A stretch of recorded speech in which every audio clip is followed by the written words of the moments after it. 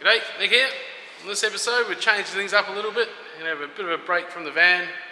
I've got this Mazda Capella in. This the guy who owns it, Kent, has a car for sale that I want. So we're doing a little bit of a deal. I'm doing a bit of work on this to get the car cheaper, which is good. But this thing's pretty sweet. It's had a fair bit of work done to it already. There's some company in Bibra Lake here in Perth has done the interior. Like nice leather, amazing job. We'll have to find out who it is. So when it comes time to do the seats in the van, I think I'm going to use whoever done that. It's pretty schmicko. So the only little job I was going to do here is do a spare wheel delete, which is basically just dropping the fuel tank off the bottom of the spare wheel well, and then drilling out a whole heap of spot welds. Get that out, and then I'll bead roll up a panel. Get that in there, and then basically at the moment it's still got the Capella tail lights like that. So got these little patch panel-y things to weld in. So you see they are pretty funky. So first off I'll drop this fuel tank down, get that out of the way, and then I'll clean up inside and I'll show you all the spot welds we've got to drill out. Well, fuel tank is out. That was a bit of a mission, and as always the last nut was rounded and all bugger up. So luckily my daughter actually brought a set of these. Oh, they're like a, you can see, now I'll grab another one. They're like these funky shaped things, especially for rounded off nuts, so I've claimed it. So you sort of see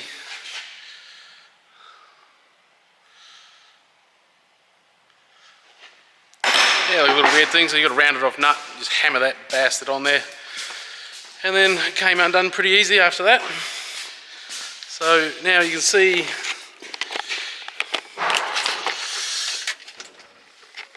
I've been through and ground all the paint off. Basically you can see brings up all these little low spots where the paint is still sort of at, so that's all your spot welds. One thing I have found with drilling out spot welds is there's like the hole saw style ones. They are terrible, they will ruin your day. I hate them with a passion. When I first started drilling out all the spot welds in the van to separate all the panels and do all the work, I was using those and it was doing my nut and log. There was thousands of spot welds I drilled out of that van to separate it, and then eventually I found these ones.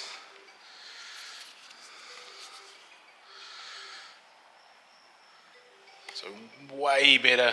They don't leave as much on the panel you're leaving behind either, so there's less cleanup afterwards. So basically just go through, centre pop them all. If you're new to the channel, this is basically what I've been doing. So, been building this van. There's quite a few episodes on. There's a bit of a playlist on my webs on the YouTube page. So yeah, it's full custom chassis, independent rear end. That Holden over there was the donor car.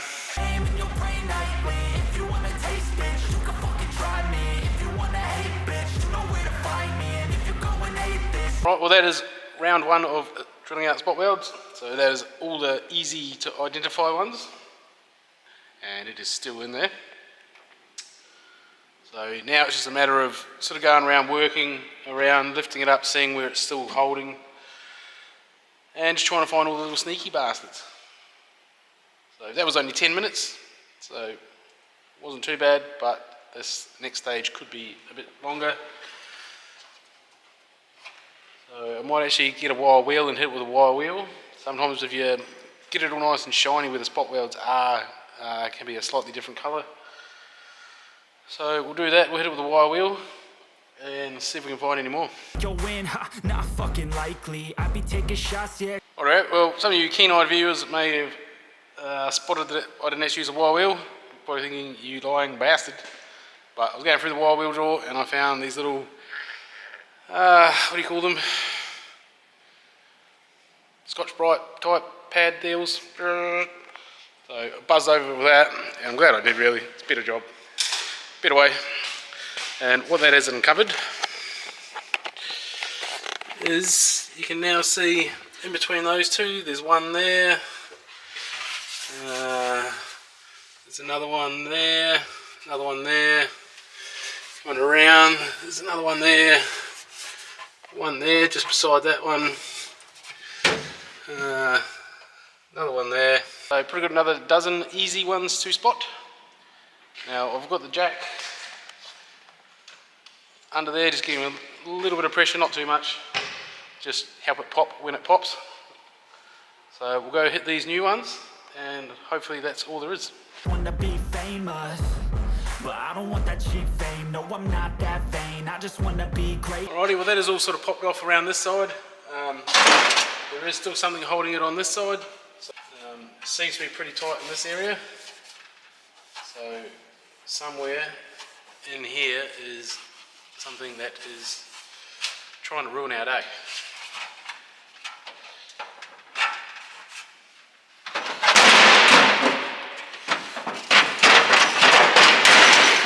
There you go, that is out. Now, you can see that one there.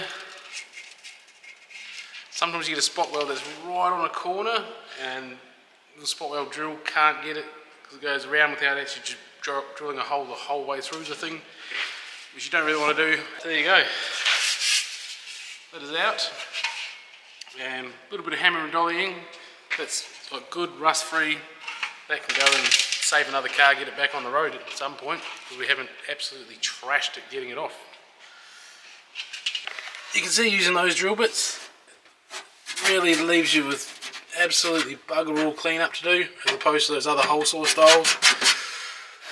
You can see I've got that all cleaned up, and then some extra primer ready to weld the new panel in. But what I've decided is that that hole is a very handy hole.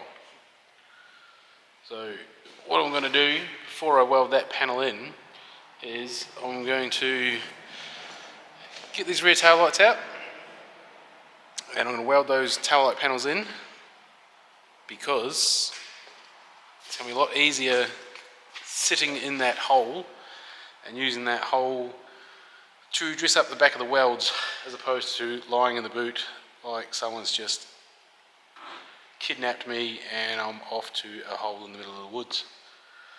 So we'll get these lights out, being very careful, because, you know, even though they are only Capella lights, they are in very good condition and they are worth money, so care needs to be taken. So we'll rip them out and then we'll start looking at getting the garnish on and marking out the centres, and we'll go from there. It is time to try and make these fit. You can see they are pretty haggard. Now it's a bit deceptive, but this sort of curve here seems fairly okay with the car. I just had it up there, but you can see the other way they're fairly tacoed, which is not ideal. So I've just taped the garnish on backwards, but that's fine because it's a mirror. So I think what I'm going to do is I'm going to take the bumper off, because I don't want to be grinding and welding anywhere near that, because that's not a good idea. So we'll piss that off out of the way, and then I think I'm going to trim out the bare minimum of the old surround for the light. I'll get that trimmed out, and then I can get the garnish back on. I'll put the light panel, the new light panels in from the back, and that should give me a pretty good idea of where they've got to go.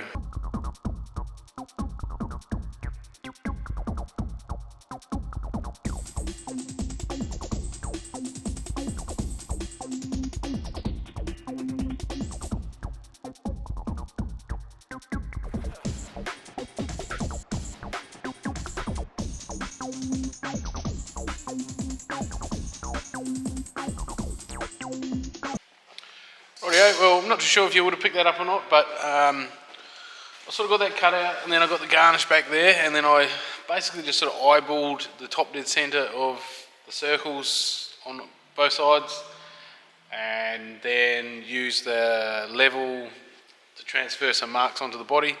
So I now have some sort of line marking tape on the centre lines, and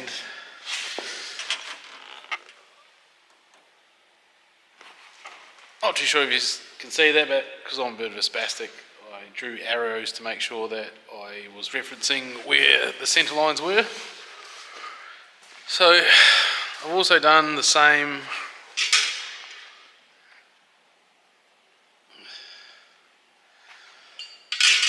basically mark centres on those panels as well.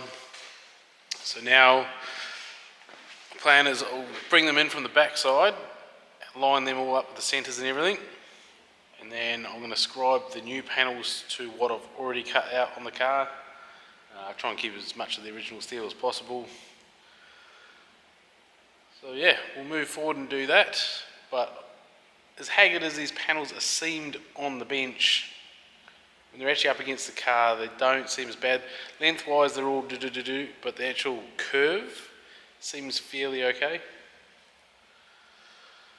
So we'll get that all lined up on there, we'll do a bit of scribing, and then we should be able to cut them to shape and start looking at tacking them in. Trimmed up, fitting in their little holes there. I'd say the car already looks much better. So I was pretty fortunate that I had the garnish, but if you're trying to do this at home and you don't want garnish on, or you don't want to buy the garnish, or for whatever reason, with these ones, I believe these are from Custom Cuts. I think that's what he said. So I've gone from the centre of the keyhole to the centre line of the first tail light. It's 428 millimeters. It's the same both sides, obviously. And then I've just gone the body line in the corner here. I've used that as a centre line for my tail lights the whole way through. That seemed to work pretty good with the garnish. So I'd say that should work. I'd imagine all these pressings from him would be the same. Now I will say too though that now that I have them trimmed up, they're not as funky as they look on the table. They will need a little bit of tweaking, but all aftermarket panels do. So now it's just a matter of, it's got like some sort of zinc coating on, which you might get away with if you're MIGging it. My MIG's a heap of shit, so I'm going to be TIGging it. So we've got to grind all that off, and we'll grind all the paint off the area we're going to weld inside and outside of the car, and then we'll start hammering, dollying and tacking it in. Righto, we've got that all cleaned up, all the paint ground off everywhere. There was a random dent up here that had rust starting in it, so pretty handy we got to that. But yeah, it's looking pretty good. Yeah, now it's not overly exciting. I'm just going to go around, hammer and dolly the joints together, tack it all up, and then we'll cut back and I'll show you. It should look a bit better once it's all tacked in there. I'm not going to bother filming it, it's not overly exciting, it's just a lot of repetitive stuff. So we'll knock that out, get it all tacked in, and then we'll get it all nice and flush before we start welding her up. Well, there we're all tacked in. Sort of done that last night, just came out this morning, started hammer and dolling it, making sure everything's all nice and lined up. I did fully dog myself here. Fucking idiot. I don't know how I end up with such a big gap. Everything else is nice and tight, but spastic. Anyway, that's going to be a pain in the ass to weld and fill a hole. It's not so bad with the MIG, you can just bat with the TIG, it's a little bit harder to fill crappy shit like that. But anyway, can't change it. So now it's just a matter, we'll go through, weld it out, and then we'll dress it back. It's definitely coming along though. Alright, well, got them all fully welded in. That was an absolute nightmare, to be perfectly honest. I had to turn my welding machine all the way down to 15 amps, and the steel on the actual car just kept wanting to blow itself to pieces. It was an absolute mongrel. Don't really know what the go is there. Even the tungsten, it just kept destroying the tungsten. I probably had to sharpen it about 30 times. But anyway, it's life. So now just got to go through, grind it all up, smooth it off, and then yeah, we'll make a start on filling this big hole in. Alright, well, I've got my little filler piece made up for the spare wheel well. Got the design drawn on there. It's pretty, Jesus Christ, that's bright in there. I can tell you're not going to be able to see it, I would imagine. Maybe. Nah. You'll see it in a second anyway. So, smash some beads in that, and then we'll be ready to punch some holes and then get it welded in.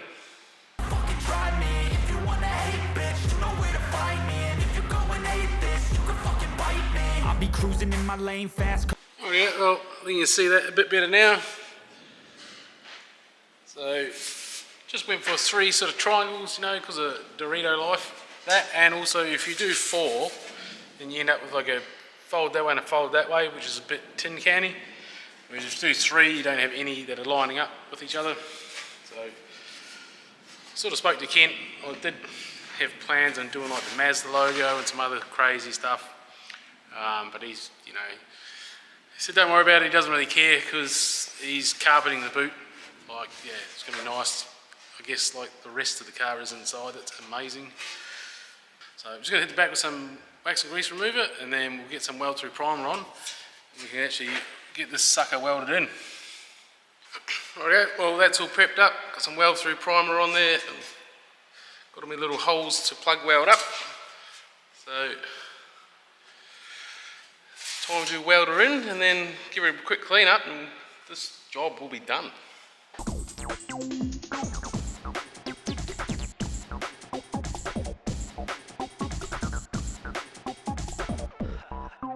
Alright, well that is that panel all nicely welded in. Looking pretty good. Lighting's a bit shit in there, but anyway. And the RX2 light conversion is also done. Looking pretty good, I think.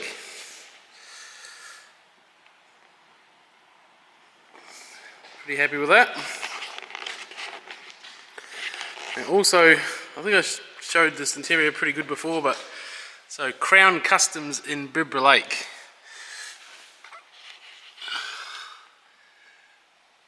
That is the company that done that. So let me show under. That's what it looks like underneath the car. So yeah, I'll be hitting that Crown Customs up to do the seats in my van and other little bits and pieces, gear shift boot and whatnot. It's pretty hard to find decent upholsterers, I feel, just on the internet without actually seeing what they do. But inside of that's pretty awesome. So I think that pretty much wraps up this episode. Pretty stoked with how that came out. Looks really good. Simple little infill panel, getting rid of that spare wheel well.